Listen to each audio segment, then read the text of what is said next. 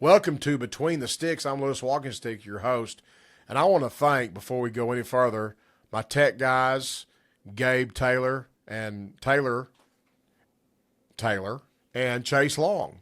Okay? And they've done a great job. I want to thank my family, my kids, my sons, my wife for being supportive of all this. And we're going to have our conversations right now with our coaches, 4 or 5 football coaches, plus the cheer coach from Sallisaw High School. And then later on, we're going to have a very special guest. My lifelong friend, Craig Benson, and I are going to have a segment of reminiscing. So enjoy that. With Between the Sticks, this is about our 4th episode, Between the Sticks. And we've got Coach Brennan Tyler, the head football coach of the Sallisaw Black Diamonds. Coach Tyler, congratulations. I've been doing some math here. You won your 208th win all time as a head football coach. The other night. 209. Okay. Yes, sir. 209. Yep. How many years? 19, 20, what is it? 21. This is my 21st year. 21 years. And yep. There was something else I was thinking about. Oh, you guys have scored 85 points the last 2 weeks, okay? Which game do you want to talk about? Because you've played 2 games since we talked last. Do you want to talk about Broken Bow first? We can talk about both of them, Coach. I got all afternoon. Okay, Broken Bow, I'm just going to say, is a great team win all the way around. What do you have to say about that game? Like you said, it was a great win for our program to go over the mountain. And, I know Coach Benson talked about it on the air Friday night, the adversity we had to face, with the bus air conditioning going out. And luckily him and Coach Bethel was able to come back and pick up our girls for us and take them in his car. And Coach Pratt and Coach Smith was able to run back to Sallisaw. And our busborn guy, Ted, did a great job of having everything ready for us. When they got there, they got on the bus and was able to pick up the rest of the guys. Sorry, man, I'm feeling pretty rough these last 2 days. I know you're sick. Yeah. Yeah, but anyway, it was a great win. I think offensively, we were really hitting on all cylinders. Anytime you go score 40 points on that defense, and there's some things I wish I would have done different there in the 3rd and 4th quarter. But again, our defense played well, except for a 7-minute stretch there in the 2nd quarter. But they're such an explosive team, they're going to, they can score from anywhere. And like I told Coach Smith, our special teams guy, that's why we onside so many. I know our chances are 50-50 on that, but they can score just as easy from 50 yards out as they can 70, So, I felt like that would give us another advantage to try to get an onside kick. And we were able to do that one time and turn it into points. So, and then plus have 3 more turnovers. Yeah. I loved your gadgetry and all those things. You pulled out all the stops. That was super. You had Tay Muskrat Flynn threw 2 scoring passes. Is that correct? He threw a touchdown pass and a 2-point conversion. Yeah, and the quarterback, Case Adams, caught the 2-point conversion, and Brody Nickel caught the touchdown. So yes, you pulled out the gadgetry. That one throw to Kenyon Hill, he just ran out of the backfield. That reminded me of the play against Cushing 2 years ago in the playoff exact game. Same play, exact same play, different formation. It's just an RPO right there. We're reading that corner. If he bites on the counter, which he did, we're going to spit it over the top, and it was wide open. So the tough little RPO right there. Case did a great job of reading it. Got the ball to Kenyon, and like I said, was able to put points on the board. Hey, it was a great win, and you celebrated, came home, and you had to take care of business last week against 2 days ago against Tulsa McLean. And the great stat I see here looking at Tulsa McLean stats is the defense blocked 3 punts Friday night, and we only gave up 4 explosive plays on defense. Yes, I think we held them under 200 yards of offense, and they're another team like Broken Bow. They're really scary with the skill kids, and I thought we did a good job of controlling the run game. And like I said, our secondary came up with some big plays, and of course the block punts gave us a short field there 3 times, and we turned those into 21 points. So, we did a good job there. And anytime you could do that, you're a special teams guy too. Your chances of winning go way up if you can just block one of them. I said we blocked 3 of them, so it was good. And is that a school record? I know you guys were talking about it the other night on the radio or on the mix. I'm not sure. We're going to have to check that. We sure are going to have to check that. I'm looking at here at the sacks on defense. A lot of guys had sacks and quarterback hurries, pass deflections. A lot of guys had those things. And it's just very good you just kind of, if you break it down, you kind of win different ways, but it's always a Yeah, team win, you know? it is a team win. We've been getting it done on all three sides of the ball, since the prior game. I think that game Uh-huh. really helped us, let us go back and adjust a lot of things that we needed to do. And the kids have understood that, and we've gotten better and better each week. And like I said, just like Coach Benson said, it was a trap game, and you can kind of tell by the atmosphere, homecoming, Mhm. it was flat, it was a dead night, not any excitement. It didn't seem like, but those are always scary as a head coach because you've been there as well, coming off an Yeah. emotional win the previous week and then having a big letdown the next week. But I thought our kids responded well. Did a lot of great things. Very proud of their effort. Got a good Yeah. Glenpool team. They Yeah. may be the best 0-6 Glenpool team in the state of Oklahoma. They're very physical. Peyton Warner, was at Poto the last couple of years, is up there now as the Mhm. head coach. And what they're going to do is a lot of the sprint to the line of scrimmage and snap the ball. It's about 2 seconds on the clock and try to run power counter, some fullback trap, belly, so they're old school out of the eye and just trying to control the clock. So, that's what our coaching staff, we met today. Our possessions are going to be very limited this week. So we got to take advantage of that, try to block another punt, get an onside kick or something, and try to steal a possession within the game somewhere. Yeah, I spent some time earlier today with your defensive coaches, and one of them said they run every form of the I formation you can think of. Yes. Glenpool does, and I always look forward to this week. It's a short week, so you're busy this week because you play on Thursday, but you get to play Thursday, and then you probably work Friday. And I always took Saturday totally off, and then go back Sunday, and you're back on schedule. I Yes, always look sir. forward to That will this be our week plan coming as up. well. We'll come in Friday and get our stuff done like we normally do. Treat it like a Saturday. Let our guys Yeah. have some family time on Saturday this weekend and enjoy that time because if things keep going right, it's going to be a grind and we got a lot more football left to play in November and December. Well, Coach, I know you've got to accelerate everything. Tomorrow's like a Tuesday practice, even though it's Monday, because you play on Thursday, and you got a big practice to schedule, and you got JV and junior high games, I believe, Monday and Tuesday night. Hey, before I forget, Coach Benson's going to be with us next week on these video calls with you coaches. He's Awesome, going to good be deal. with us.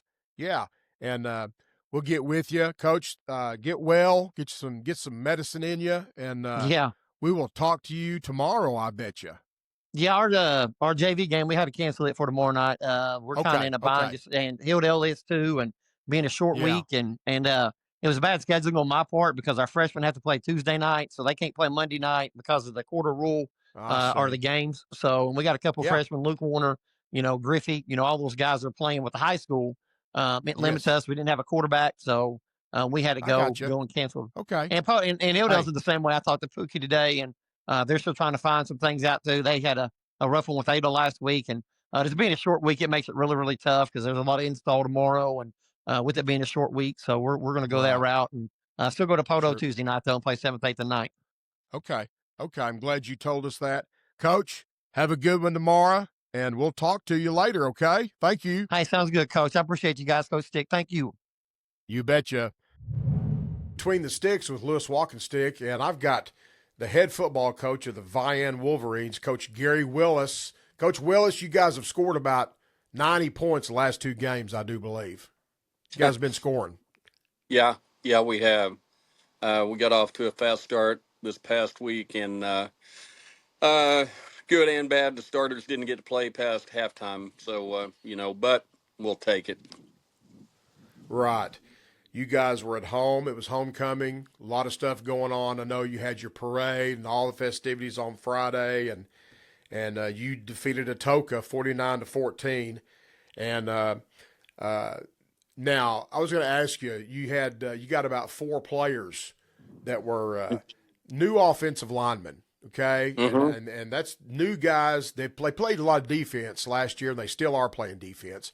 But Right. their new thing is playing offense. Are they progressing? Are they progressing steadily as we go throughout the season?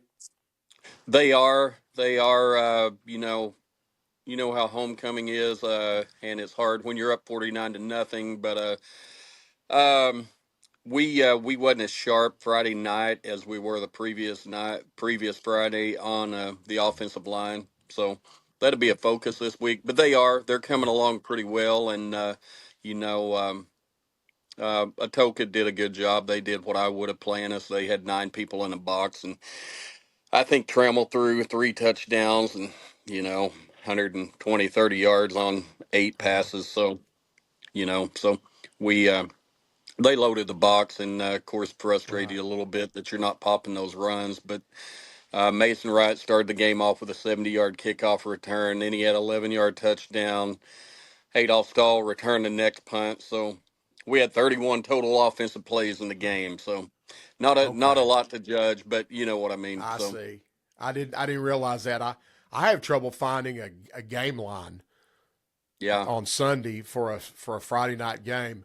Obviously, a few days ago, I was able to read your Antlers report in the Hmm. newspaper, and Antlers, y'all scored 2 touchdowns each of the first 3 quarters, I believe, against Antlers. Yeah. And I had some stats from that game, and you got more offensive plays in that game, didn't you? We did, and Yeah. we've got 2 running backs that can go. We've got 2 or 3 receivers we feel good with, Mm-hmm. and a senior quarterback that is one of the best I've ever coached in managing the game. He doesn't make a lot of Okay. bad plays. He'll take care of it and throw it away if he needs to, and pretty heady kid. You guys, is Sunday a big work day for you guys, or you get most of it done on Saturday? Your coaches prep. We do most of it on Saturday, and Uh then huh. there's times we come in on Sunday, and there's times that we work from home and get I together in the see. evening. Hmm. Right. Right. This week coming up, got a short week. I guess everybody's playing on Thursday, and you might steal a full day off maybe this coming weekend, possibly. Yeah, I always yeah, look my forward kid. to this weekend coming up. Yeah, you Uh, do. Hopefully we can give the coaches a day off and let them get a little mid-season break here. So right, right. Well, Coach, your next opponent is Henrietta. Tell us about Henrietta. new coach up there, Kevin Adler, and he's been at Bigsby and Oologah, and has a good coaching background. He been at Elgin. Um, Come in. Henrietta always seems to have huge linemen, and they're no different this year. Have a good running back, a good quarterback, and then they have a freshman running back that's playing quite a bit right now, and he's 6'1", 235. So he is a load, and they can throw it around, but they're going to try to establish the run game, and so that'll be the focus for us on both sides of the ball. As always, we'll try to establish the run and stop their run game. So I see. I see. Well, I know, Coach, this is a short week, and tomorrow is like a Tuesday practice, and yeah, I'm sure you guys are getting ready and getting that all planned out. And I appreciate you spending time with us here on Sunday afternoon. And good luck against Henrietta coming up all on right, Thursday night, Coach. yeah, appreciate Thank. it. I've got the head football coach of the Gore Pirates, Brandon Ellis. And Brandon Ellis and the Gore Pirates and his staff, they defeated Regent Prep Friday night, 46-39. Congratulations, Brandon. Yeah, the kids really played hard. Coaches worked their tail off. We had a really good game plan, and it's a good bunch up there. They're really disciplined in what they do, but our kids found a way. They just kept battling back. It showed a lot of character on our team, and I think that's going to help moving forward. Brandon, I have not read a game line, a scoring summary. It's hard for me to find an article about your Friday night games Right. before Sunday afternoon. Tell me how that game unfolded and all that. What stats, whatever you got. Yeah. It started out. We jumped on them. We took first possession. We jumped on them 7-0 early. Then they came back and they scored basically 21 unanswered. Um, and um, there right before half we scored again. So basically going into it, it was 21-14 going into it. Down. We come back and we score right out of the bag, again in the third, and we're just trading blows, blows back and forth. We score, they score. We get down there. Our defense made a couple of good stops, fourth down stops. We blocked a punt. We did kick a 35-year-old field goal, that put us.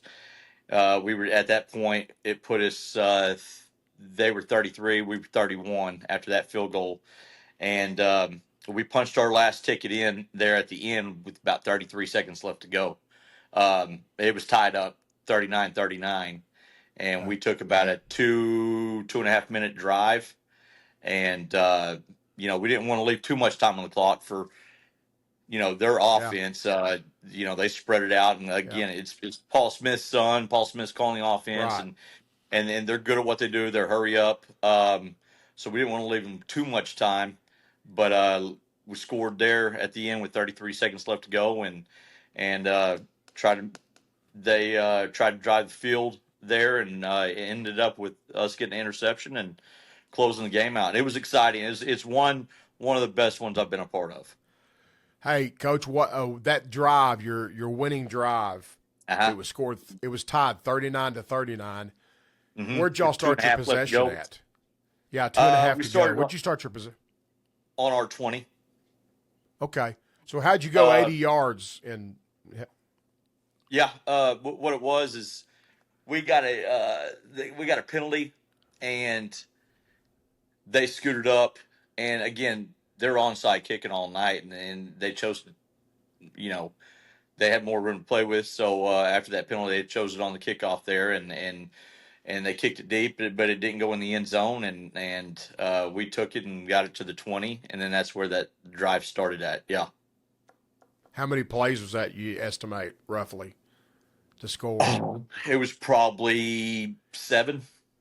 Yeah. Yeah. So you had some explosive plays. You had some. Yeah, we did. We know we had. Yeah, we had some 2 explosive plays. One first, the run out of the bag was for about 20. Then we went through about a 38-yard pass, caught them sleeping a little bit, and we went over the top of them, and that got us down to the 5 roughly, and we kind of took our time from there. Yeah. So you didn't leave them. How many plays did they have after you took the lead? They got the ball back. How many plays did they have? Did you say? I lost. They had about 5. They had 5 plays. Then you got the Oski. Yeah. I see. And they remind they roughed our kicker on the extra point, so we got an extra 5 yards there, and our kicker punched it in the end zone, for a touchback. So they started on the 20. Okay. They, I know that Central High played them 9 days ago, and when Jeremy was telling me about Regent Prep, it reminded me of Metro Christian that we used to play back 10 years ago, I guess. They throw the ball. These guys throw tunnel screens. Oh, yeah. Yeah. They like the screen game a little bit. They'll hit that screen out wide, and then they'll run a middle screen. But they ran the ball more on us, and we didn't expect that. The film that we got, they hardly ever ran the ball. But they did. They ran the ball. We didn't expect that. We made some adjustments, made some great adjustments, and kind of shut that part down. But it was a hard fought game. It was a really, if you were a fan, it was a great game to watch. If you coached it, it was my God, a heart attack. So right. Well, I was tickled to death when I saw the score. Yeah. And I know that you guys go to Wewoka Thursday night. Tomorrow is like a Tuesday practice, probably. It is. Yeah, everything's ramped up one day. But everybody does it, so everybody's in the same boat. You're at the office right now? Yeah, we come in. Yeah, my guys come in on Tuesday. I got you. I didn't know I didn't know your schedule, and you guys still got work to do, I'm sure. Oh yeah, but I mean that's fine. Wewoka. Now tell us about Wewoka. Athletic. My goodness, they're athletic. That's what I heard. Yeah. Yeah, they're athletic. They're fast. Coach is doing a good job. They they're much improved from last year. Um, but yeah, there's athletes all over the field. It's scary. They returned a lot of guys from last year's team, I Yeah, believe, that played. yeah. Yeah. And Reed Box, again, not Reed Box. I'm sorry. The coach down there. This is his second year with them, and he's, I think that first year they kind of got, it was new to him, and then this year, yeah, he's got them rolling. Yeah. They got some speed and quickness, I've heard, I think. And you go to Wewoka, and yeah. Well, thing about it, you're out of. I guess your kids are out of school Thursday, and you get them out and get them on the road and get them in the school bus and head somewhere. That might be better than playing at home on a time when you don't have school. Maybe. Yeah, we we go to school Monday, Tuesday this week. We're out Wednesday, Thursday, so we let them sleep in. We're going to let them sleep in on Thursday. Come in at noon. They're going to feed us, and we'll hop on that bus about 3:30. I see. Well, Coach, good luck. Congratulations on that win against Regent Appreciate Prep, it. and you guys have a good rest of the day, getting ready to go. And appreciate you getting on with us, and we'll talk to you next week. Coach Benson's going to be sitting right here. Coach Benson's going to be sitting right here next week with us. I get the pleasure of seeing Coach Benson. Yeah, that'll work. And it'll be Sunday afternoon, hopefully. So you'll still be at the office, okay? I'll leave. You may not get to see Turbo. Yeah, Turbo's not here right now, so. Right. Does he come down to the office sometimes? Oh, every now and then, but he's a weirdo. If there's a door that he hadn't been to, he won't come in it, and so you know how they are. They're all the same. Yeah. Okay. Hey, thanks, Brandon. Yeah. Between the Sticks, I'm Lewis Walking Stick, your host. This is about episode 4. I've got Salsaw's cheer coach, Robbie Martin, on the line. How you doing, Robbie? I'm doing well, Coach. Thanks for having me. Well, you're welcome. It's great to hear from you this Sunday afternoon. Okay, Robbie, October 1st was a few weeks ago. You had an all Region 3 cheerleaders competition here at Salsaw. Tell us all about that. Well, Coach Allie McCrary is the Region 3 representative for the Oklahoma Cheerleading Coaches Association. So Sallisaw hosted our all-region tryout. We had 76 cheerleaders come from, we're just about I-40 to Kansas and about Coweta or so over to Arkansas. That's Region 3. We had 76 girls come. I can't remember if there were any boys. I don't think there were. Girls come and try out for all region cheerleader. 16 make it out of those 76, and Sallisaw had 3. Great deal. And those 3 were Emma Martin. Yeah.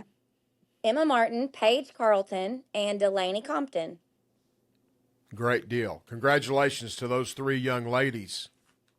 Yes, we are so proud of them. And then this Wednesday, or this most recent Wednesday on October 8th, we took those 3 to Washington, Oklahoma to try out for All-State. There are 64 athletes that try out for All-State and only 16 make it.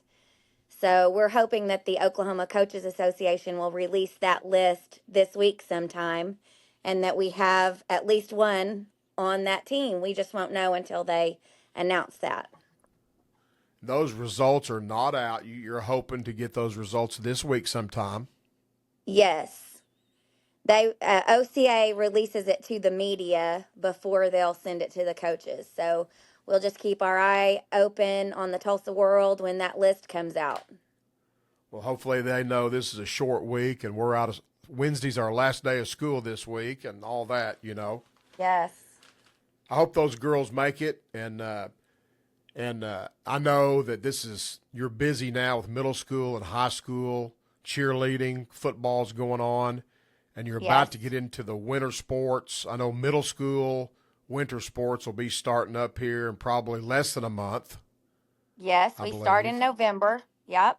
Yeah. So that becomes a very busy time. Any more competitions coming up?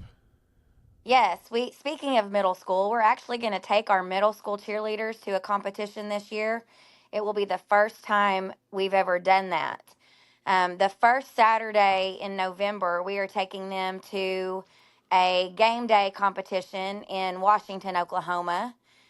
We've been preparing for that since we got back to school, and they'll compete that first weekend in November. And then my high school team will compete in a game day competition the next Saturday. It's an OSSAA sanctioned competition that'll be a regional qualifier.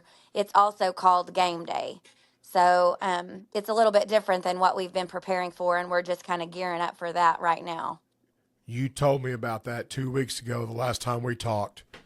Yeah. You told me about the game day competition 2 weeks ago, and it is different type things, routines. Yes. That is okay. How would you describe the difference? Well, the performance competition that we just completed, the skills are a little bit more advanced. They actually call it performance, so it's more like they want us to impress our audience. And then this game day competition, it's more about um, high spirit, crowd engagement. Each section, they expect us to be able to lead the crowd and for our crowd to participate with us in callback. So in game day, we do 3 different categories. They call it a band chant and a crowd response and a fight song. In each of those sections, they expect us to be able to lead the crowd and the crowd follow us easily enough that it sounds that we're all yelling the same thing at the same time. So it's way more about how we lead the crowd than in our performance competition where they just want us to impress the crowd. So it's a little bit different thing. I got you, and I've got a comment here. You almost want to take your own crowd, don't you? Oh, for sure. And we do. We try to have a showing that we invite our friends and family to come so that they can practice with us. Um, the judges say they do not take in how our crowd does, but we don't really believe them. We think that if our crowd is there and they're yelling loudly and clearly, that is to our advantage on the score sheet. So we do try to bring as many of our friends and family as we can, and we want them to be practiced up and prepared so that they sound great with us in the crowd. I believe you. I believe they do take that into account, the crowd. And now I believe that there are people there that are not from Salisaw that would probably try to do a good job for any team that is performing, or you know what I'm saying? Yes, we really do. There is really such great camaraderie and sportsmanship at the cheerleading competitions. You know, everybody wants their team to win, but cheerleading fans and parents tend to be really good sports about being as loud and supportive for all the teams. Um, Much better than in other areas, in my opinion. I think it's because they are used to, um, if everybody's just sitting there watching and it's not any fun and nobody's cheering, it's hard for those cheerleaders to stay fired up. So it's all kind of like the golden rule. If you'll yell for us, then we're going to yell for you too, and everybody kind of sticks together. I got you. So that game day is intriguing. You know, get the crowd involved. You got band, chant, crowd, response, fight song. That's a lot of categories. I mean, It is. you know, so We compete. We compete less than 2 minutes when we do our performance, and you wouldn't think that adding an extra minute and 10 seconds would be that much more difficult, but it really is because the energy level. The expectation is that the energy level is so high. So they really do not get to stand still or take one break for 3 minutes. It's high intensity. So That's a long time. it's a lot. Yes. An extra minute, 10, that's an extra 70 seconds. That's a long time, you know. It really is, yes. Yeah, it is. Well, you know, this is very interesting information about a topic that I didn't know a whole lot about. And we thank you for spending some time with us this Sunday afternoon. And good luck on everything that y'all have got coming up in the future.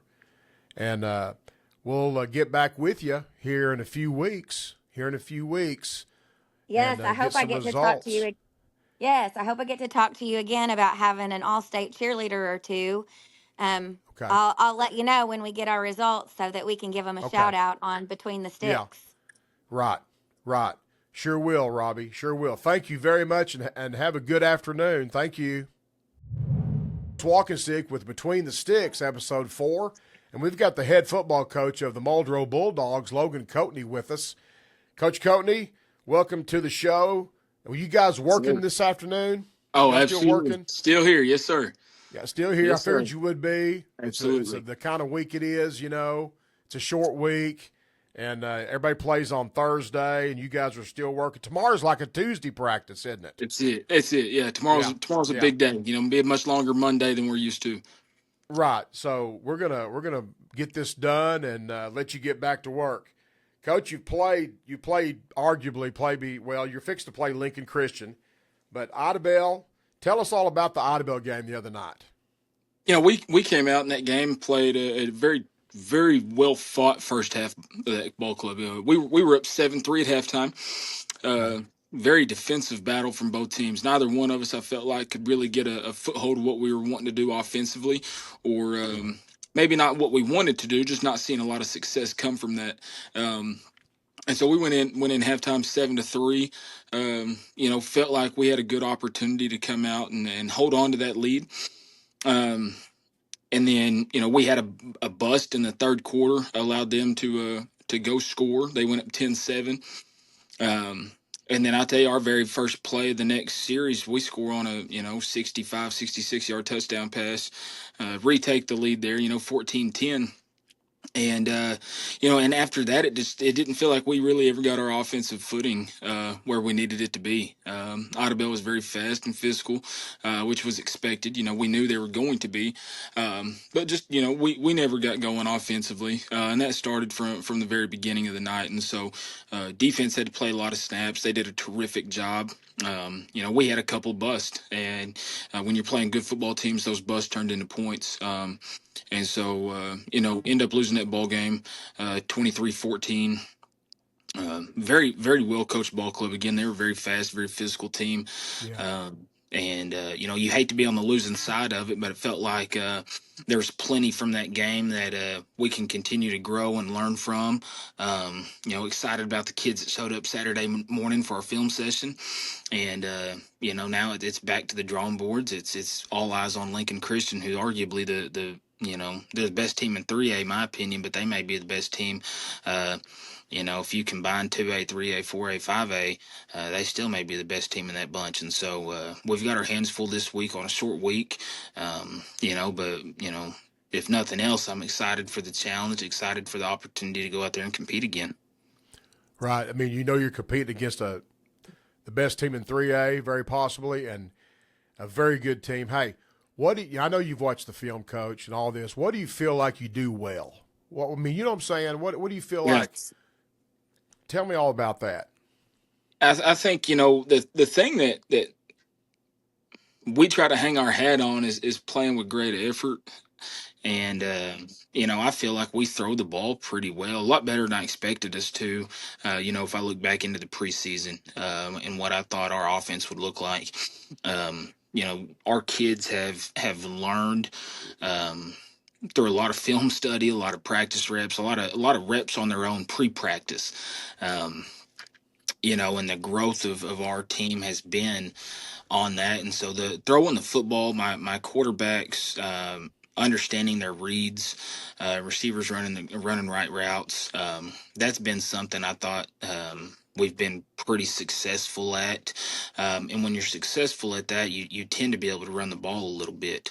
And that's been a good deal. We've got a good running back, and so we're backwards of a lot of teams in a sense of I want to throw the ball in order to open the running game up. A lot of people definitely. Guys that are still running the old pro eye stuff and 21 personnel, it's they want to run the ball in order to open up the boot concepts and waggles and things of that nature. And my kids have done a great job when giving them options. Every time I call a play, they've got 3 options they can attack there. One being a pass, one being a screen, and one being the RPO type of option off of it. And so kids have done a great job learning that, and the executions there. We just, like I said, Friday night, we just didn't ever get a foothold down of what we were trying to accomplish. And that's just hats off to a well-coached Idabel team. Yeah. Coach, preseason or a few weeks ago, the first time we talked, you had a lot of guys that didn't have to play both ways. Are you still in that situation? You got, you know what I'm saying? You still kind of a lot of two platoon? Yeah, we're close. We're not as well off as we were. Had an injury to a kid that kind of hurt us at linebacker DB type kid. And then honestly, just got to the point with had some disciplinary issues that we had to take care of. And so we have more kids going both ways now than what we did, but we're sitting about 3 or 4 kids now playing one side of the ball only. Would like to get it back up to that 5 or 6 player range. But I've within our program, we're going to do the things and make sure we do them the right way. I continue to preach to the kids, right. The way we do one thing is the way we're going to do everything. And so my focus is on making sure the program's ran the right way, going in the right direction, and that we're trying to enable these kids to be great young men. That way, when they leave us, we know we've done our job. Coach, I noticed 9 days ago at Shakota, you kicked a field goal. Your kicker Wyatt Pruitt, he kicked a field goal, a 42-yard field goal to put you ahead 17-14. Absolutely. Was that his first field goal this year, or is he? That's the first one this year. Yeah, first one this year. Okay. He was 4 of 7 last year for us as a junior. Okay. And that was first time we've really been in a position, it felt like, to utilize him in that situation. And he come out and made a heck of a kick. I think he probably had 3 or 4 more yards in him, but we were pretty maxed out there. Right. And but yeah, kicked a 42-yarder there, put us up 17-14, kind of midway through the fourth. And then Shakota just put a heck of a drive together. Went down and scored with 16 seconds left, and pretty much was a ball game at that point. Well, Coach, I wish you all the luck at Lincoln Christian Thursday night. And I know it's a short week. You got a big practice tomorrow, and all those things. And go get after Lincoln Christian, okay? Yes, sir. And we wish you all the luck in the world. Logan, thanks for being with us this afternoon. Appreciate it. Welcome to Between the Sticks. I'm with my good lifelong friend Craig Benson right here, and I'm Lewis Walking Stick, and we're sitting here on Sunday afternoon, early Sunday evening, and we are reminiscing. Coach, this is the reminiscing subject. I want you to relax. Oh, don't get uptight, okay? Chill out, okay? This is not 4th and 1. We're going to reminisce here for 30 or 40 minutes. I look forward to it. Go ahead, Coach. Yeah, I look forward to it. Where do you want to start? Well, so let's talk about our history together. Okay. I was thinking about this today. When I came, we grew up together, which, grew up together. Yeah. And then we coached against one another when I was at Tuttle and you were at Claremore Sequoia. Mm-hmm. And then, again, going back to what I was thinking about today, when I came back to Sallisaw, I don't even remember if it was just understood that you were going to come with me. And, I mean, you never interviewed. We never talked about that. I never said, hey, are you coming with me or something like that. It was just kind of understood, right? Yeah. And you came with me in 208. Yeah. And we were here till 214 until I left and went south, and then you end up retiring. And I think the other great story is when you tore your you tore your what was that called? Tendon above the knee. Yeah, it was Fell off the your sled. yeah. They called me. I was actually working at the bank at the time. John called you. Yeah, and he said Lou's tore his knee up. Yeah, and I said, well, where is he? And he said, well, he's right here behind the sled. Yeah, and I said, well, get him to the hospital. And so they took you over to the hospital. You tore your quad, is what you quad tendon. Yeah, yeah. And so Christy's in the emergency room with you, and I walk in, and she goes, hey, you come on in here. And I walk in there, and Doogie Howser's standing there in his lab coat. Remember that? He was looking at you. Yeah. And I said, Lou, what's wrong? You said, well, and they told me that you had tore your ACL stepping off the sled. And I go, that doesn't sound right. Yeah. And so, I adjusted your knee, and I said, that's not your knee. Stand up. And you stood up, and, well, your old, that quad just fell over, fell down. And I said, you've torn your quad. We need to, we really need to get that looked at. And that doctor was standing there, with his arms crossed, just listening to me. And I walked out, and by the time, I got to the door, and he goes, hey, what clinic are you at? And I go, I'm down here at the bank. Yeah. So our history goes back to when we were kindergarten, I guess. Yeah. Grew up here in Salsaw. I got some notes here. The stadiums we used to have here. Rattler Stadium across the street here. Well, let's talk about that because that's a stadium your dad built. Yeah, he built it. There's houses on it now. Houses on it. And it was about west of here, probably 30 yards away, just east of 59, between Leslie Lane and 59, probably. There you and go. Sequoia Street. Yeah, Bob Rawlings helped it. Remember using the post holes to dig the holes? Yeah. And the PVC pipe is truly the old H crossbar. The old H goalpost. Yeah. We called it Rattler Stadium. I don't know how it got that name. Okay. And then we were like 10 or 12, Yeah. so you could name it anything we wanted to. And then we got into high school playing ball, and my senior year we were 9-3. You were a year younger, and my senior class was lucky to have your class and the class behind y'all. True. Yeah. Playing. That's how we went 9-3 because your class and that class won state championships. True. For 80 and 81. But we, and here's another kicker to this story too. We get beat at Grove. We were down 14-0, come back tied up, and get beat at the buzzer. Yeah. And anyway, you know who's on that team? Sam Pittman. He was the tailback. He was linebacker, tailback, and kicker. He missed a long field goal try. Is that right?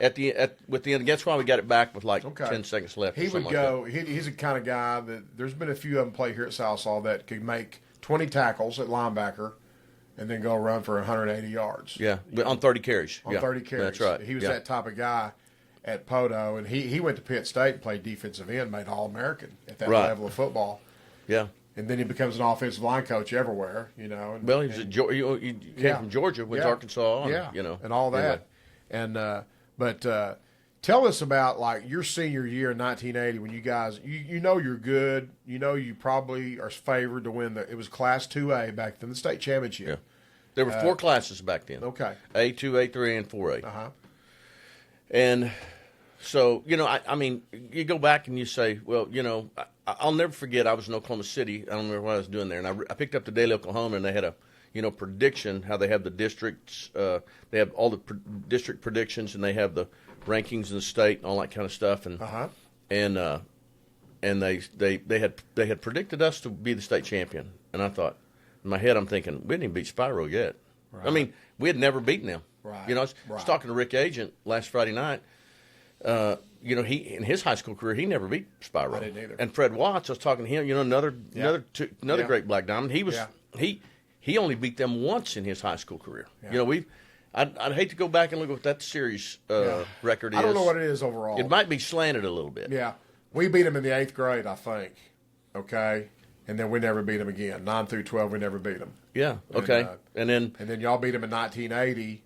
Had 3 or 4 95-yard drives, 99-yard drives. Yeah, that's almost legendary. We had a 99-yard drive and a 98-yard drive. At Spyro. But I tell you what, going down there. Yeah. But I tell you, I think that was really the turning point in that season for everybody. Yeah. And I'm not saying just because we go down there and beat Spyro, but Spyro was really talented. They had Don Rogers, and they had Mike McKinney at quarterback. They had Marty Akins at tailback. They were really talented. They were a really talented team. So it's kind of like, and this happens with a lot of teams. When you beat a certain opponent, you think, hey, we can beat anybody. That's really the truth. I mean, confidence will carry someone, whether it's an individual sport, whether it's team sport, whatever the case may be. It'll magnify and grow into something that it's got to be tampered and all that kind of stuff. But at the same time, there's nothing better than a great confidence. Right. You get in that year, and I guess, you beat Stillwell in the semis.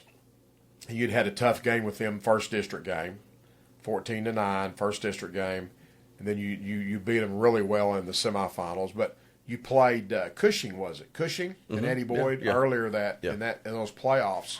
Yeah. Heck of a game. Well, you beat him by 9 points, I think, but it was a good game. Right. And he's a threat to go all the way. Well, actually, just go back to 80 and 81 on those two teams. Yeah.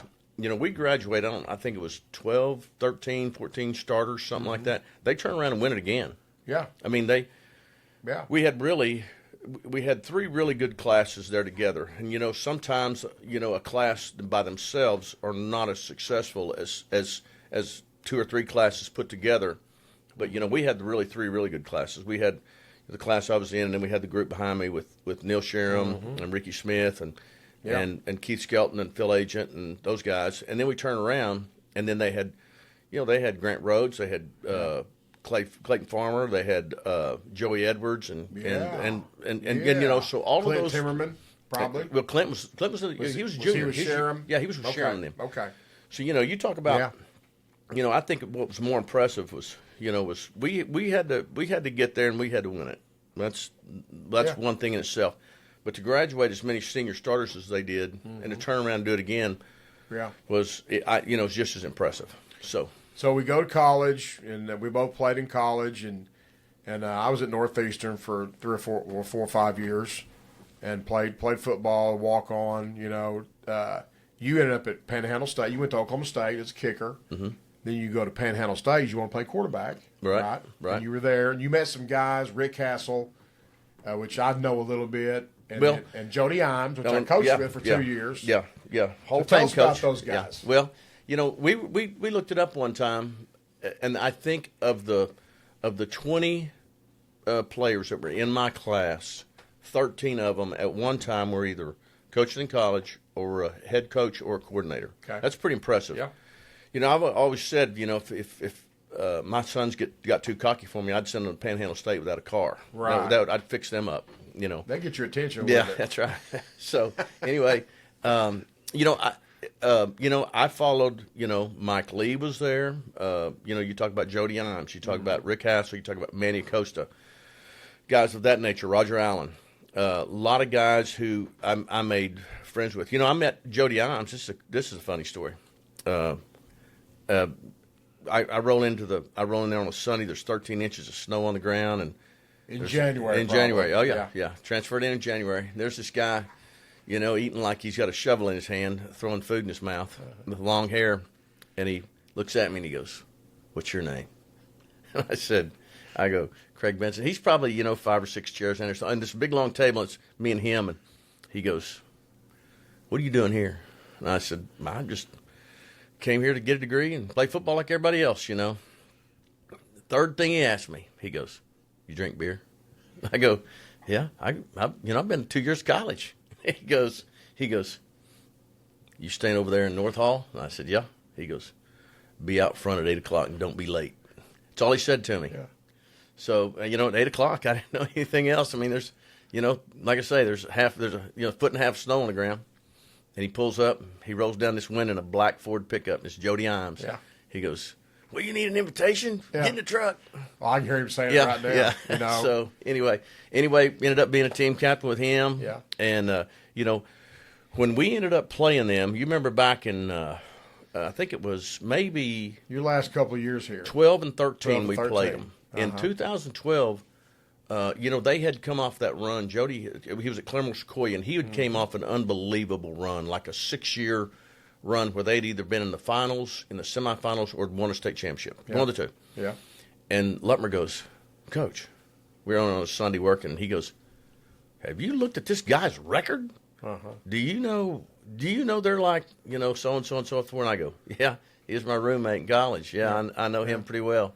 Anyway, but he had an impressive run there at Claremore Sequoia. So. It was fun coaching with and you Jody were there Ives, with him, yeah. 2 you were years, there, yeah. And it was great. He was really good to me, and those are some great memories with him and Wayne Carter and some of the other guys we were coaching with. So let's see. Okay, so I leave Claremore Sequoia, and I end up as a head coach at Roland. Right. And we had lost Claremore Sequoia. We had lost to Tuttle, and Brandon, your son, that was a linebacker at Tuttle back in 201. Right. And then we go on to win it. You go on to win it. Yeah. The next week you beat Seminole, 6-0 maybe, 2-0. 13-10, I think. 13-10. Yeah. I remember that game. Yeah. It was a slugfest on defense. And then a few years later, you're the head coach at Stillwell. Right. Correct. And you're at Roland. I'm at Roland, and then you end up getting the Southsaw job, and I get to go with you. You get to hire me and 2 others. You know. Well, it's me and 3 others. It was about 3 or 4 new guys that came in. So it was you, and then it was Robert Steinberg, Lutmer and Steinberg, Robert Lutmer, Dale Crittenden. So there's 4 new ones, four 5 new ones. Yeah. And I have some memory like in 208. I was talking to you about this the other day on the headphones. Some of the things that stick out. When we had the ball late in the Broken Bow game down at Broken Bow, we kept the ball the last 7 or 8 minutes. Right. To get the try field goal, we go to overtime. Tell us the story about at Broken Bow. We were going into overtime. Oh yeah. What they tell you about where you play, what ends you play on or don't play on in overtime? So in overtime, if you win the choice, you get your first choice. You're going to play offense or defense. Well, statistically speaking, coaches want to play defense to find out what they've got to do. If they get a stop and kick field goal, and game's over. Yeah. If they get a stop, score, game's over. Or if you so being on defense first is the advantage in my opinion. Yeah. So anyway, I sent the captains out there and I told them, I said, look, if we win the toss, we want to play defense. If they win the toss and they want to play defense, we want to play on the east end down here. Because you get your choice. Exactly. Which end we play on. Should be. Yeah, should be. So they come back running over. We're not only playing offense, but we're playing on the west end. If you've ever been to Broken Bow, Oklahoma, it's an old WPA stadium. Yeah. Half of their fans sit on your side, and on that west end down there where the scoreboard is, there's as many lawn chairs there are as there is in their stands, Gotcha. And so it's a really home field advantage down that west end. So I asked the captains, I said, what are we doing here, fellas? I said, I told you we want to play on that east end if we didn't win the toss. And they said, Coach, he told us we were playing on the west end.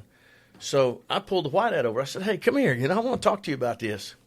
And he comes over and I said, hey, they won the toss, correct? And he goes, yeah, they chose to play defense. And I go, we want to go down there and play on that east end. Mm-hmm. He looked at me, he kind of laughed, he shook his head, and he goes, Coach, we're Broken Bow, and just walked away from me, Right. So, yeah. And that's what you get sometimes when you're on the road, and especially, in high school football, there's some, like you go to, there's some places that, Shaft Stadium is a popular name at a lot of our opponents' places we go to play. Right. Tough places to play. Yeah.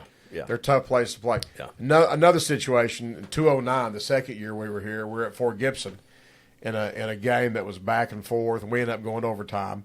And me and you were talking about what we've thrown or not thrown as far as routes. We got some good receivers, and we decided, hey, we need to throw an out route, a change route. We hadn't thrown it all night. Right. We didn't throw it a lot anyway. And change was you ran your route whether it was 7 or 8 to get to the change. You didn't break until you passed the change. Yeah. And we knew our guy. It was I just forgot his name. Trey Wiley, and Matt Oversty was a quarterback, and they worked it out, and we called change an out cut, which we hardly ever run. That was winning points. Yeah, it was. Yeah, that was a back and forth game now. Yeah, I remember that game because I was in the press box calling plays.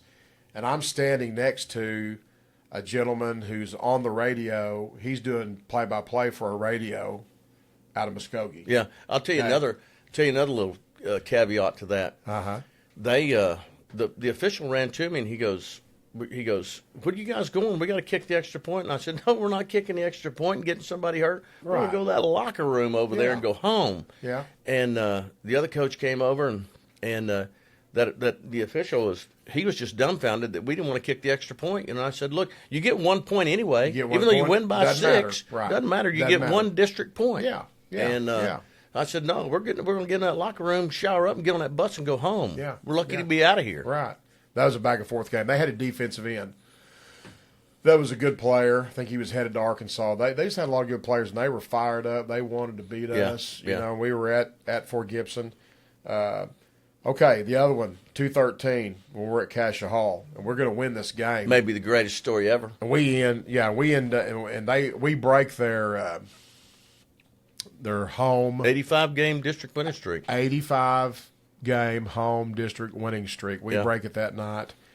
And we're driving. We'd gotten ahead, and they got ahead of us. We're driving at the end. We got a great kicker. And we get down there, and it's 4th and 1. And so let's back up, okay. though. Let's back up. Okay. To start the second half, that's right. I think we're tied. Uh-huh. I'm not sure what the score is. Yeah. But it's one of the funniest things I've ever seen in my life. And it's not an expense of one of our players because Cooper Carr was back deep. And he was back there with Cale Wilson, who was like a super alpha male, you know. Right. And he catches the kickoff, and Cale literally runs over and takes the ball away from him and goes about 90 yards for a touchdown to start the second half. Yeah. And so, and Cale is another part of this whole story I'm about to tell you. Uh-huh. We're driving, and I think we're either down 1 or tied or whatever it was, whatever the situation was. A field goal wins it. A field goal wins it. Yeah. And so we get an awful spot at about the 20 to 23-yard line, something like that.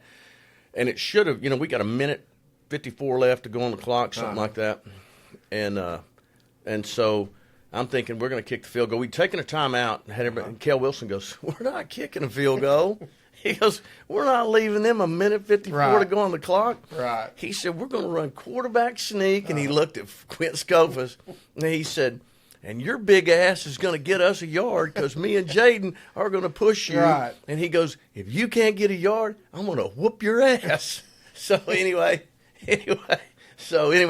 we convert the 1st and 10. We run the clock down to 10 seconds. Yeah. Shenway kicks into that wind. It was a heck of a field goal. But he into was that money. Wind. We knew. Yeah, but he was going to knock it home anyway. Coach, I was there this spring. Drove the soccer team to a game, and I went on that field at Cassia Hall, and I kind of knew where the 4th and 1 was. And then when we kept the ball longer to burn more time, we got down there. We destroyed his. How the angle. We got really close, but it didn't matter for Shenway. He's going to nail it.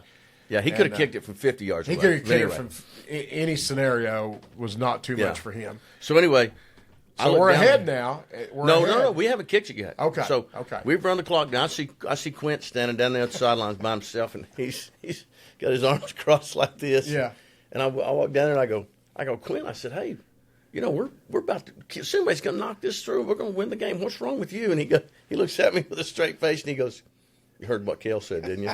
And I go, yeah, I heard him. He just played. And he goes, no, he wasn't.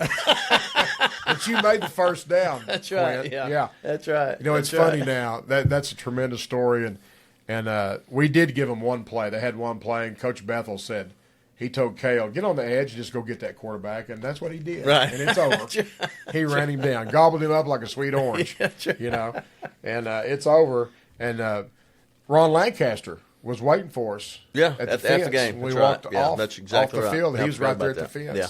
He'll find a good football game if he's free. No doubt about it. And speaking of which, he went in the Hall of Fame this year. He went in the Hall of Fame here at Salsa this year, and really the first person that wasn't Salsa born and raised that went in the Hall of Fame. Okay. For the most part, I mean, gotcha. we still claim Bill Whedon went in too as well. And sure. he wasn't born and raised here, but he was.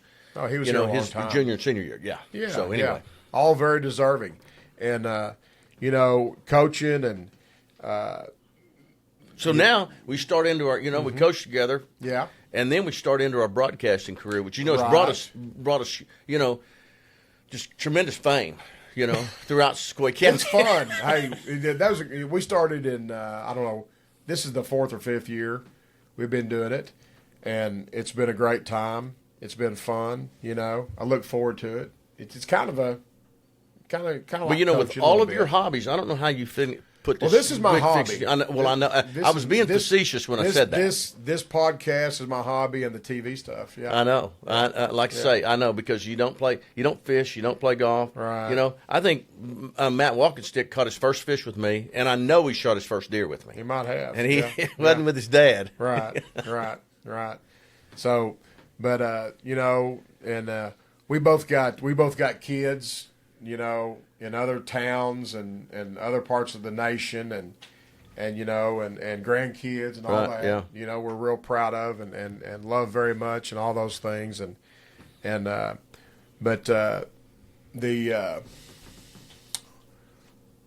okay, let's take a break now. In a second. My notes are out. Yeah. Okay, we're back to Between the Sticks. This is my lifelong friend, Craig Benson, and I'm Louis Walkenstick here on Between the Sticks. Well, we've had a good visit, Coach, and next week the plan is to, me and you sitting here just like this, talk to the county coaches, have video calls with them. And then we're working on a coach from Western Oklahoma. We want to get. We're not going to mention his name yet because I haven't solidified this yet. We're not going to mention his name, and that'll be at most 15-20 minute talk probably, okay? Because they'll be working and all that, and so that's the plan next week, you know. So. We might even throw in another story too. Oh, we have another reminiscing segment. Yeah, that can happen anytime, because that just naturally happens when me and you get together. That's right. A reminiscing segment. Y'all just, you know, this was a special reminiscing segment, but it could happen anytime. That's right. And so thank you for being with us, and thank Craig Benson for being with us, and we'll see you next time on Between the Sticks. Good night. Okay. You know, Between the Sticks is, I mean, that is the name itself is like really good. Yeah.